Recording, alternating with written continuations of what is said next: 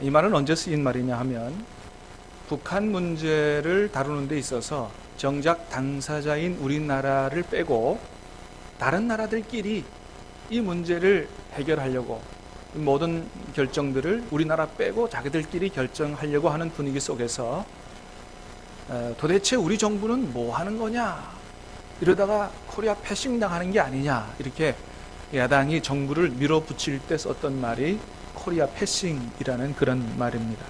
그래서 코리아 패싱 할 때 패싱은 무시하다 또는 무시당한다 이런 의미를 가지고 있는 거죠. 그렇습니다. 누구든지 이렇게 패싱을 당하면 다 기분이 나쁜 거죠. 2년에 한 번씩 연초가 되면 우리 교역자들이 굉장히 긴장을 할 때가 있습니다. 그건 언제냐 하면 바로 수첩이 나올 때입니다. 교회 요람이 나올 때. 우리 교회가 2년마다 한 번씩 교회 요람을 만드는데, 교회 요람을 교역자들이 만들 때 보고 또 보고 해도 이상하게 꼭 이름이 틀린 게 나온다든지 이름이 빠지는 분들이 나온다는 거예요. 그거 참 제가 이렇게 목회해 보니까 제일 어려운 게 수첩 만드는 것 같아요. 얼마나 어려운지. 그렇게 봐도 또 빠지는 이름이 나와. 그래도 참 우리 교회가 참 좋은 교회인 것은 몇 년 지나면서 우리가 수첩을 여러 번 만들었는데 꼭 이름이 틀리거나 빠지는 분들이 여러 분 나오는데도 불구하고 아직까지 단 한 분도 교역자들에게 찾아와가지고 성을 낸다든지 따진다든지 이렇게 하는 분들이 한 분도 없어서 참 얼마나 고마운지 모르겠습니다. 사실 이 다른 교회 같으면 난리가 나는 이런 교회가 있거든요.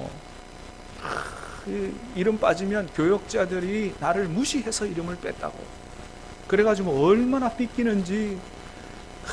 또 달래드리려면 뭐 잘못은 했으니 할 말은 없고, 그래도 달래드리려고 또 얼마나 또 애를 쓰고 그래야 되는지 모릅니다. 물론 그 심정은 이해가 갑니다. 패싱 당하는 기분이 드니까 얼마나 기분이 나쁘겠어요. 그러나 여러분, 교역자들이 정말 그분을 무시해서 그렇게 했겠어요? 그분이 우리 교회는 필요 없으니까 뭐 그분을 빼도 된다 이래서 뺀 거는 절대 아니잖아요. 그죠? 실수로 노력했는데도 불구하고 그렇게 실수해서 그렇게 된 건데, 참 고마운 것은 우리 교회는 그런 교역자들의 실수를 고의가 아니라고 잘 양해를 해주시니 참 우리 교회는 좋은 교회다, 그런 생각이 듭니다. 간절히 바라기는 앞으로도 우리 교회는 어떤 교역자들이 와서 보더라도 참 좋은 교회다 인정하고 소문날 수 있는 그런 아름다운 교회 될 수 있게 되기를 간절히 바랍니다. 자, 오늘 본문에 보니까 그런 아름다운 영성을 가진 분들이 옛날에도 있었다라고 하는 걸 보게 돼요. 여러분, 오늘 2장의 1절부터 끝절까지 읽느라고 고생하셨습니다. 제가 일부러 다 끝까지 읽었습니다. 여러분, 읽으시면서 어떤 생각이 드셨어요? 별로 중요하지도 않는 이런 이름을 목사님 뭘 이게 다 읽으라고 그렇게, 혹시 여러분 좀 짜증 나지는 않으셨습니까? 만일 그런 마음이 들었다면 하늘에 있는 이분들이 좀 마음에 언짢아 하셨을 것입니다. 왜냐하면 이 이름들이 우리가 보기에는 별로 중요하지 않은 이름 같아도 하나님 앞에서, 이스라엘 역사 앞에서 대단히 중요한 이름들이 바로 오늘 이름들이기 때문에 그래요. 오늘 제가 여러분 읽으시는 거 보니까 막 이름을 막 틀리게 읽고 그러더라고요. 얼마나 중요한 이름인데 틀리게 읽습니까? 아야라 자손인데 야라, 야라 자손인데 아야라 자손이라 읽고. 이 이름을 빨리빨리 읽으면 안 돼요. 사실은 아주 한 분 한 분의 이름을 존귀하게 여겨서 불러드려야 되는데 막 그냥 마음은 빨리 끝내고 싶어서 빨리 읽으니까 막 발음도 헛나오고. 여러분, 너무나도 중요한 이름이에요. 그래서 성경에도 이렇게 다 기록을 해놓은 것입니다. 우리가 보기에는 뭔 이름들이 이렇게 많나, 그냥 빨리 좀 건너뛰면 좋겠다. 그래서 사실 어떤 목사님은 고백을 하더라고요. 자기가 이전에 성경 읽을 때 이거는 건너뛰었다는 거예요. 나중에 알고 보니까 이 이름들이 너무나 중요한 이름인 걸 알고 죄송스러운 마음이 들어서 이 본문을 가지고 설교를 했다. 이런 제가 글을 읽어본 적이 있는데, 건너뛰면 좋겠다, 패싱하면 좋겠다 그렇게 생각할지 모르지만 절대로 패싱해서는 안 될 이름들이 바로 오늘 본문의 이름들이다 라고 하는 것입니다. 자, 여러분, 오늘 이 이름들은 하나님의 은혜 가운데서 바벨론 포로에서 제1차로 고국으로 돌아온, 예루살렘으로 돌아온 그런 사람들의 이름인데, 자, 이분들의 이름이 단순히 포로에서 고국으로 귀환한 귀환자들의 명단이 아니라는 것입니다. 단순히 우리가 그렇게 보면 안 된다는 거예요. 이 이름들은 어떤 이름들이냐? 하나님의 명령을 받아서 무너져버린 성전을 건축하여 다시 망해버린 이스라엘이라는 자기 고국을 건설하고 그 이스라엘을 세워서 이 땅에 하나님의 나라를 이루고자 돌아온 그런 사람들이고, 이런 하나님의 영광과 하나님의 나라를 위해서 자신의 편안하고 안락한 모든 삶을 버리고 멀고 험한 고생길을 선택한 사람들이 바로 오늘 이 사람들의 이름이다라고 하는 거예요. 아마도 이 사람들은 사실은 고국으로 돌아오기보다는 그냥 바벨론에 안주해서 거기에 눌러 사는 것이 훨씬 더 이 사람들에게는 좋았을 수 있습니다. 왜냐하면 고국으로 70년 만에 돌아오는 거거든요. 그러니까 나이가 많은 사람들도 80, 90 먹은 사람들도 어릴 때 잡혀가가지고 거의 한평생을 바벨론 땅에 살았습니다. 이미 거기에 정착해서 살고 있는 사람들이었고, 젊은 사람들은 대다수 고국이라는 것은 보도 못한 바벨론 땅에서 태어난 사람들이었습니다. 그래서 이미 바벨론 땅에서 오래 살았기 때문에, 또 거기서 태어났기 때문에 거기에서 이미 자리 잡고 있는 그런 상황 속에서 계속 사는 게 이 사람들에게는 훨씬 더 안정적이고 편안한 그런 삶을 사는 것이었습니다. 그리고 고국으로 돌아와도 바벨론에서 사는 것보다 훨씬 더 나은 삶을 살 수 있다는 보장도, 그런 보장도 없었습니다. 또 바벨론에서 고국으로 돌아오는 길이 얼마나 멀고 험한지, 요즘 같으면 비행기 있어서 그냥 몇 시간이면 오지만은 이 거리가 장장 1500km입니다. 뭐 거의 다 걸어서 와야 되는 겁니다. 그러니 얼마나 멀고 험한 길이에요. 거기다가 강도 때가 득실거리고 얼마든지 자기 재산과 목숨을 잃어버릴 그런 위험한 그런 길인데도 불구하고 오직 하나님의 부름을 받아 성전을 제거하여 이 땅에 하나님의 나라를 건설하는 일에 자기 모든 편안하고 안락한 삶을 버리고 자기 인생을 던진 사람들이 바로 오늘 본문의 사람들이다라고 하는 거예요. 자, 그러면 그렇게 위대한 결단을 한 사람들이 어떤 사람들이 있는지 조금 자세히 보겠습니다. 첫 번째는 지도자들의 이름이에요. 자, 1절, 2절을 다시 한번, 자, 우리 이제 다시 생각을 가지고 한번 읽어보겠습니다. 1절, 2절입니다. 시작. 옛적에 바벨론 왕 느부갓네살에게 사로잡혀 바벨론으로 갔던 자들의 자손들 중에서 노임을 받고 예루살렘과 유다도로 돌아와 각기 각자의 성읍으로 돌아간 자, 곧 스룹바벨과 예수아와 느헤미야와 스레야와 레엘라야와 모르드게와 발산 미스발과 비그베와 르흠과 바나 등과 함께 나온 이스라엘 백성의 명수가 이러하니. 첫 번째 1, 2절은 지도자 그룹의 사람들이에요. 2절에 보니까 어떤 사람의 이름이 있어요? 스룹바벨과 예수아. 여러분 어디서 많이 들어본 이름이죠? 우리가 스가랴서 할 때 배운 이름이잖아요. 이 스룹바벨은 이 예루살렘 유다 땅의 총독으로 파송받은 사람이에요. 그리고 예수아는 성전을 재건할 때 함께했던 대제사장 여호수아예요. 이걸 이제 예수아라고 그렇게 발음하기도 하는데, 우리가 스룹바벨과 예수아, 여호수아는 잘 이름을 이렇게 기억합니다. 사실 지도자들이라 그래도 대부분의 이름은 우리가 생소한 이름들이죠. 세 번째 누구 나와요? 느헤미야. 근데 이 느헤미야는 느헤미야서에 나오는 느헤미야가 아니에요. 다른 이름이에요. 다른 사람이에요. 동명이인인 거죠. 그 다음에 또 친숙한 이름이 나오죠. 모르드게, 에스더의 사촌. 근데 이 모르드게도 그 모르드게가 아니에요. 다른 사람이에요. 이 지도자가 몇 명이 나오는데 그 중에서도 우리가 기억하는 이름은 대략 한 2명 정도 기억을 하는 거죠. 자, 그 다음에 제사장들의 이름을 좀 보겠습니다. 36절부터 39절까지인데, 자, 스크린에 있습니다. 시작. 제사장들은 예수아의 집 여다야의 자손 973명이요 임멜 자손이 1052명이요 바수울 자손이 하림 자손이 전 17명이었더라. 자, 제사장들은 예수와의 집, 아까 말하는 여호수아의 그 자손들이죠. 그래서 여러 자손들이 왔는데 총 몇 명이 왔냐면 4,289명이 왔어요. 한 4만 명 정도 왔는데 한 10분의 1이 제사장들이죠. 자, 그 다음에 레위 사람들도 한번 보겠습니다. 자, 40절부터 42절 시작. 레위 사람들은 호다위야 자손 곧 예수아와 간미엘 자손이 74명이요 노래하는 자들은 아삽 자손이 128명이요 문지기의 자손들은 살룸과 아델과 달문과 악굽과 하디아다와 소베 자손이 모두 139명이었더라. 아멘. 다 더하면 몇 명이냐 하면 341명입니다. 자, 아까 제사장들은 몇 명이라고 그랬어요? 한 4,000명이 넘는다 그랬죠. 근데 그 제사장들에 비하면 레위인들의 숫자가 턱없이 부족한 거예요. 원래 다윗 시대 때 레위인으로 임명된 자가 몇 명이었냐 하면 38,000명이었습니다. 38,000명이었어요. 역대상 23장에 말씀이 있는데 한번 보겠습니다. 역대상 23장의 말씀이 시작. 30세 이상으로 계수하니 모든 남자의 수가 38,000명인데 그 중에 24,000명은 여호와의 성전의 일을 보살피는 자요 6,000명은 관원과 재판관이요 그 다음 시작. 4,000명은 문지기요 4,000명은 그가 여호와께 찬송을 드리기 위하여 만든 악기로 찬송하는 자들이라. 다윗이 레위의 아들들을 게르손과 그앗과 무라리에 따른 각 반으로 나누었더라. 아멘.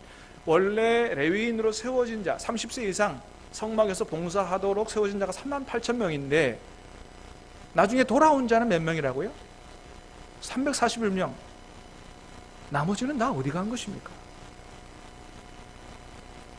그렇게 많은 사람들 중에 겨우 331명 돌아왔다는 거예요. 왜 이런 일이 발생했을까요? 그것은 앞에 있는 지도자 그룹의 사람들, 총독이라든지 또는 대제사장이라든지 또는 제사장이라든지 이런 사람들은 지도자 그룹이기 때문에 많은 사람들의 이게 기억이 되어지고 또 존경을 받고 또 이런 박수갈채를 받는 이런 자리에 있지만 이 사실 레위 사람들은 별로 그렇게 인기 있는 일을 하는 사람들이 아니었거든요. 레위인은 도대체 뭐 하는 사람들이냐? 보통은 제사장들의 옆에서 수종드는 허드렛 일을 하는 노동을 하는 사람이 바로 레위 사람들이었기 때문에 곡으로 돌아가 봐야 존경받고 뭐 이렇게 하기는커녕 뭐예요? 고생할 게 뻔하기 때문에. 레위인들은 보통 그 사역에 따라서 세 가지 사람들로 분류가 돼요. 첫 번째는 제사장의 수종을 드리는 일이고, 두 번째는 뭐예요? 찬양대원이고, 세 번째는 성전 문지기. 이렇게 이제 하는 일들이 그렇습니다. 찬양대는 좀 나을지 몰라요. 그래도 아름다운 찬양을 부르고 사람들도 즐겁게 해주니까 박수갈채도 받고 그렇게 해서 참 좋아하겠다 이런 생각이 들지만, 대부분의 레위인들은 레위인들이기는 하나, 레위인들이라고는 하나 뭐 하는 사람들이라고요? 수종드는 사람들이다. 메인이 아니에요. 서버란 말이죠. 여러분, 그 다음에 성전 문지기도 마찬가지예요. 여러분, 문지기가 뭘 그렇게 인기 있는 일이겠습니까? 예전에도 제가 한번 말씀드린 적이 있는데, 제가 이전 교회에서 그 스승리 잔치를 할 때 제가 전도 담당이었기 때문에 제가 전체를 딱 기획을 하는데, 그날 오는 사람들이 얼마나 귀한 분들이에요. 정말로 하나님의 마음으로 정성스럽게 영접을 해서 감동을 주고, 그래서 예수님을 영접할 수 있도록, 그저 그 교회로 올 때 이 안내하는 사람들을 보고 감동이 받아서 마음을 확 열리게 하도록 하기 위해서 이 안내하는 분들은 아주 중요한 분들을 세우거든요. 그래서 이제 어떤 분은 어디에 세우고, 그래서 모든 문에 안내하시는 분을 세우는데, 제가 어떤 한 분 집사님에게, 집사님 오늘은 죄송하지만 좀 뒷문에 가서 좀 안내를 해달라고 그랬더니 이분이 갑자기 확 숨을 내쉬면서 내가 종입니까? 이러면서 기분 나쁘다고 그러고 집으로 돌아가 버리신 거예요. 저는 완전히 뻥 쪄가지고, 여러분, 제가 그분을 종이라고 생각해서 그렇게 부탁을 드렸겠어요? 사실은 정반대거든요. 저는 그분이 다른 분보다 훨씬 더 영성이 탁월하시다고 생각해서 그 자리도 기쁨으로 잘 봉사해 주실 줄 알고 그렇게 부탁을 드린 건데, 이게 아니었던 거예요.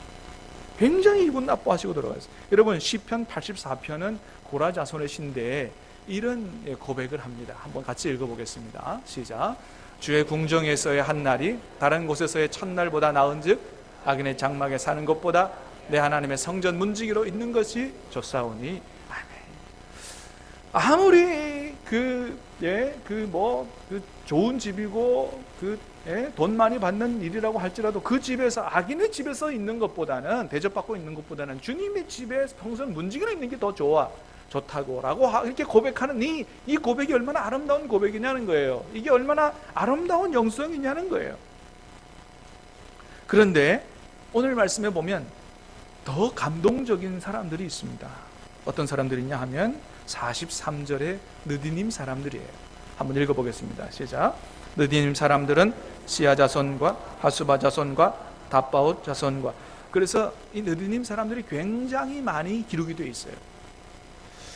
이 느디님 사람들은 포로 이전에는 성경에 어디에도 나오지 않습니다. 이렇게 포로 귀환할 때 비로소 느디님 사람들의 이름이 나오는데, 이 사람들은 순수 유대인들이 아니라는 게 분명해요. 이 느디님 사람들이라 할 때 느디님은 부족의 이름을, 족속의 이름을 얘기하는 게 아니고 어떤 뜻이 있냐면 주어진 사람들, 이런 뜻이 있습니다. 느디님 사람 하면 뭐라고요? 주어진 사람. 이 느디님이란 말이 어디서 왔냐 하면 히브리어 나탄이라고 하는 동사에서 왔어요. 주다라는 뜻입니다. 그래서 느티님이라고 이렇게 파생이 되고, 그 다음에 이것을 우리나라 말로 번역을 음력할 때 느디님 이렇게 번역을 한 거예요. 그래서 이 사람들은 주어진 사람들이고, 그러니까 누구에게 주어진 사람들이냐면 레위인에게 주어진 사람들이에요. 여러분, 레위인들은 뭐 하는 사람들이라고 그랬어요? 제사장에 수종 두는 사람인데, 그 수종 두는 사람을 도와주도록 또 주어진 사람이 느디님 사람들이라는 거예요. 그러니까 이 레위 사람들보다도 훨씬 더 비천하고 어려운 일들을 하는 이런 사람들이 바로 느디님 사람들이에요. 민수기 31장 30절에 보면 하나님께서 모세에게 뭐라고 말씀하시냐면, 이스라엘 백성들이 전쟁에 나가서 승리를 해서 전리품을 가져오면 물품이든지 사람들이든지 일부를 누구에게 주라고 하면 레위인들에게 주라고. 사람들을 포로로 잡아온 사람들 레위인들에게 주어서 레위인들을 돕는 사람으로 쓰라고 그렇게 말씀하시는 장면이 나옵니다. 여호수아 9장에도 이 기본 족속에 관한 얘기가 나오는데, 여호수아 군대가 가나안 땅을 진격을 할 때 앞에서 여리고 성도 무너졌다, 아이 성도 무너졌다, 이 소문이 들리니까 기본 족속들이 큰일 났다, 우리도 분명히 여호수아 군대에게 진멸을 당할 것이다. 그래서 꾀를 냈어요.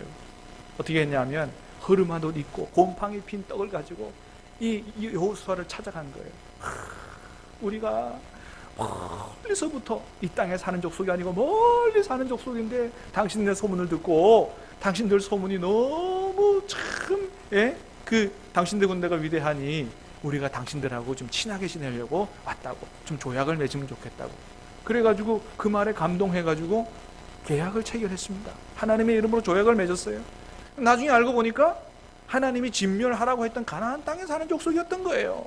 아이고야, 큰일 났다 이거. 하나님 앞에 여쭤보고 할 걸 여쭤보지도 않고 이런 실수를 했다. 그러나 어쩌겠느냐, 하나님의 이름으로 조약을 맺었으니 우리가 이 사람을 죽일 수 없다. 그래서 그 기본 족속 사람들을 어떻게 했느냐, 하나님의 성전 일을 도와서 물 깃거나 나무 패는 사람들로, 그런 허드렛 일을 하는 사람들로 그렇게 살도록 그렇게 했다는 얘기가 나옵니다. 이 느디님 사람들이 바로 그런 기본 족속 사람들처럼 레위인들에게 주어져서 레위인들을 돕는, 어떻게 말하면 성전 노예와 같은 그런 일을 했던 사람들이 느디님 사람들이었다는 거예요. 그런데 그 사람들의 이름이 오늘 본문에 하나님 앞에서, 이스라엘 역사 앞에서 굉장히 귀한 이름으로 기억되어지는 그 이름들에 느디님 사람들의 이름이 올라있다라고 하는 것입니다. 그러니까 다시 말해서 이 사람들이 여기에 올라와 있다는 얘기는 뭐냐 하면, 이 사람들은 어떤 사람들이었느냐, 바벨론에서 이제는 예전에 자기들이 이스라엘에 살 때, 예루살렘에 살 때 비록 성전에서 어쩔 수 없이 성전 노예처럼 살았지만 그 나라가 망해서 이제는 바벨론에 왔으니, 야 너도 나도 포로고 이제는 나도 자유롭게 그냥 살란다, 이래서 자신의 신분을, 옛날에 신분을 감추고 자유롭게 살 수 있는 그런 사람들이었는데, 이 사람들도 그런 자기의 편안함, 안락함, 자유를 다 포기하고 하나님의 성전 건축을 위해서 다시 고생할 것 뻔하게 알면서 다시 예루살렘으로 돌아왔다라고 하는 것입니다. 아니 여러분, 왜요? 돌아와서 고생할 게 뻔하고 성전 노예처럼 허드렛 일을 할 뻔한데 아니 바벨론에서 자유를 가지고 편안하게 안락하게 잘 살 수 있는데 왜 그렇게 했냐는 거예요. 왜 그렇게 했느냐? 그것은 그들의 마음에 하나님께서 감화 감동 역사하셨기 때문이라는 거예요. 자, 오늘 본문 나오기 1장 5절에 이런 말씀이 있어요. 한번 같이 읽어보겠습니다. 시작. 이에 유다와 베냐민 족장들과 제사장들과 레위 사람들과 그 마음이 하나님께 감동을 받고 올라가서 예루살렘의 여호와의 성전을 건축하고자 하는 자가 다 일어나니 아멘. 자, 그래서 오늘 이 장에 있는 많은 사람들이 신분도 달라요, 또 나이도 달라요, 하는 일도 다 다르지만 한 가지 공통점이 있는데 그게 뭐냐 하면 바로 하나님의 영에 감동된 사람들이었다라고 하는 거예요. 여러분, 포로로 잡혀가는 사람들은 훨씬 더 많습니다. 그 중에 하나님의 성령의 역사에 감동된 사람들이 일어나서 다시 하나님의 성전 재건을 위하여 다시 예루살렘으로 돌아왔다라고 하는 것입니다. 여러분, 그렇습니다. 어떤 사람들이 하나님의 일을 하는 것입니까? 성령에 감동된 사람이 하는 거예요. 능력 많은 사람들이, 무슨 출세한 사람들이 하는 게 아니고 성령에 감동된 사람들이 하는 것입니다. 여러분, 어떤 사람들이 고생을 감수하더라도 누가 알아주든 안 알아주든 그렇게 오직 하나님께서 알아주시면 좋하리라고 하면서 하나님의 일에 헌신하는 것입니까? 바로 성령에 감동된 사람들이 그렇게 하는 것입니다. 사랑하는 여러분, 간절히 바라기는 오늘 이 예배 시간 가운데도 저와 여러분의 마음속에 성령 하나님께서 감동으로 역사해 주시기를 주님의 이름으로 축복합니다. 그럴 때 우리를 통해서도 하나님의 새로운 역사가 일어나는 거예요. 물론 우리가 어떻게 해야 되냐 하면 그 하나님의 감동 역사하심에 순종해야 하는 거예요. 아무리 하나님께서 감동하셔도 순종 안 하면 안 되는 것입니다. 여러분, 우리도 가끔 그럴 때가 있잖아요. 우리의 마음속에 하나님께서 큰 감동을 주셔서 때로는 하나님 앞에 큰 헌금을 드리고 싶은 마음이 든다든지 아니면 뭔가 큰 결단을 하고 주님 앞에 내 인생을 좀 드리고 싶어 하는 이런 하나님의 감동하실 때가 있지 않습니까? 근데 그럴 때는 어떻게 해야 돼요? 즉시 순종을 해야 돼요. 그때 안 하고 망설이면 제정신 돌아오면 못하는 것입니다. 그 제정신이 옳은 정신인지는 모르지만 하여튼 제정신 돌아오면 못하는 거예요. 그때 감동 주실 때 바로 해야 되는 거죠. 여러분, 마리아가 예수님 앞에 그렇게 애지중지 그렇게 보관해 오던 3천만 원짜리 향료옥합 부어드릴 때 그 예수님 발에 부어드리는 거 여러분 그거 제정신으로 했겠어요? 제정신으로 못하는 겁니다. 여러분, 얼마짜리예요? 3천만 원짜리고 한 해 연봉이 되는 그런 엄청나게 비싸고 그렇게 갖고 온 건데 성령께서 감동하시고 그 성령의 감동에 순종했으니 하는 거지 제정신 갖고 못하는 거거든요. 여러분, 우리 정신으로는 뭐부터 들어요? 우리 정신으로는 계산이 먼저 드는 거 아니에요? 그래서 성령이 감동하심에 순종할 때 우리가 하나님 앞에 그런 큰 헌신을 하게 되는 것이죠. 그러나 여러분, 하나님 앞에 우리가 큰 헌신을 하지만 그리고 하나님 앞에 큰 예물을 드리지만 그러나 우리가 절대로 손해가 아닌 것은 하나님께서 그것을 기쁘게 받으시고 하나님께서 그것과 비교할 수 없는 놀라운 축복으로 저와 여러분에게 갚아주시고 채워주실 줄로 믿으시기를 바랍니다. 그래서 오늘 본문에도 보면 그렇게 주님께서 감동하시는 가운데 하나님 앞에 큰 예물을 드린 사람들의 이름이 나와요. 자, 68절, 69절 두 절 말씀을 보겠습니다. 시작. 어떤 족장들이 예루살렘에 있는 여호와의 성전터에 이르러 하나님의 전을 그곳에 다시 건축하려고 예물을 기쁘게 드리되 힘 잘하는 대로 공사하는 금고에 드리니 금이 6천, 은이 5천만에요 제사장의 옷이 100벌이었더라. 아멘. 자, 누가 하나님의 전을 건축하려고 예물을 기쁘게 드렸어요? 힘 잘하는 대로 드렸어요? 어떤 족장들이 그래요. 하나님 앞에 큰 예물을 성전 건축을 위해 드렸는데 이름도 나오지 않아요. 그냥 어떤 족장들이라고 나와요. 그러나 이름이 거명되지도 않았음에도 불구하고 이분들은 오로지 하나님의 감동하심에 순종해서 성전 건축을 위해서 하나님 앞에 큰 예물을 드렸다는 거예요. 여러분, 그렇습니다. 성전 재건의 역사, 무너져버린 성전을 재건해서 그들의 무너져버린 신앙을 세우고, 그들의 신앙을 세워 가정을 세우고, 무너져버린 나라를 다시 세워서 하나님의 영광과 하나님의 나라를 재건하려고 하는 이런 위대한 역사는 누구를 통해 이루어졌느냐? 누가 알아주든 안 알아주든 주님께서 알아주시면 좋하리 하는 마음을 가지고 주님 앞에 성령의 감동을 하심을 따라서 헌신한, 순종한 이런 사람들을 통해서 이루어졌다라고 하는 것입니다. 여러분, 오늘도 마찬가지라는 거예요. 오늘도 여러분, 하나님은 누구를 통해서 이 땅에서 하나님의 역사를 이루어 가십니까? 그 마음에 감동하는, 하나님의 감동을 따라 순종하여 자신의 인생을 하나님 앞에 드리고, 알아주든 안 알아주든 하나님이 알아주시면 좋하리 이런 영성을 가지고 하나님 앞에 자신을 드리는 그런 사람들, 그런 저만이 아니고 그렇게 헌신하는 여러 성도들을 통해서 하나님의 역사는 이루어지고 하나님이 영광을 받으시는 것입니다. 사랑하는 여러분, 사람은 몰라줘도 하나님은 알아주실 줄로 믿습니다. 여러분, 아프리카 선교사 하면 누가 떠오르십니까? 많은 사람들은 아프리카 선교사 하면 아마도 슈바이처 박사를, 선교사님을 떠올릴 겁니다. 그런데 진짜 아프리카 선교사는 이름이 없다고 합니다. 얼마 전에 우리가 후원하는 김토마스 선교사님 오셔서 같이 이제 얘기를 나누는 중에 들은 얘기인데, 아주 오래전에 아프리카에 가서 선교하는 어떤 선교사님이 계셨다고 그래요. 그 선교사님이 사역을 하다가 돌아가셨는데, 본국에서 이제 그 선교사님의 시신을 이제 장례를 치르기 위해서 데려가려고, 받아가지고 가려고 본국에서 와서 선교사님 시신을 달라고 그랬더니 그 아프리카 원주민들이 뭐라고 그랬냐 하면, 우리는 그 선교사님의 시신을 못 내주겠습니다. 이유는 이 선교사님은 우리에게 와서 한평생 우리를 위해서 자신의 삶을 드린 분이니 이분은 더 이상 당신네 사람이 아니고 우리 사람입니다. 우리 사람이니 우리가 장례를 치는 게 맞지 않느냐. 우리는 이분의 시신을 못 내주고 우리가 장례를 치르겠다고 그렇게 얘기했다는 거예요. 여러분, 얼마나 감동적입니까? 얼마나 이분이야말로 진짜 아프리카 선교사가 아니냐라고 하는 거예요. 여러분, 이분의 이름은 알려져 있지 않으나, 슈바이처 박사님처럼 유명하지 않으나 무명한 사람이나, 그러나 그 슈바이처 박사님 못지않게 하나님 앞에 존귀한 이름으로 기억되어질 줄로 믿습니다.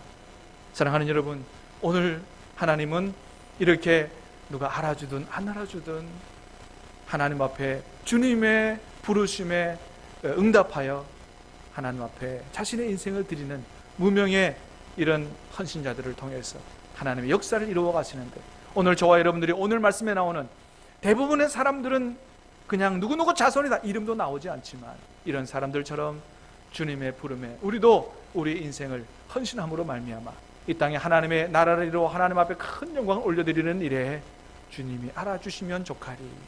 감사함으로 기쁨으로 헌신하여 하늘에서 해같이 별같이 빛나는 존귀한 이름들이 다 되실 수 있게 되기를 주님의 이름으로 축복합니다. 우리 같이 찬송하고 기도하도록 하겠습니다. 해같이 빛나리.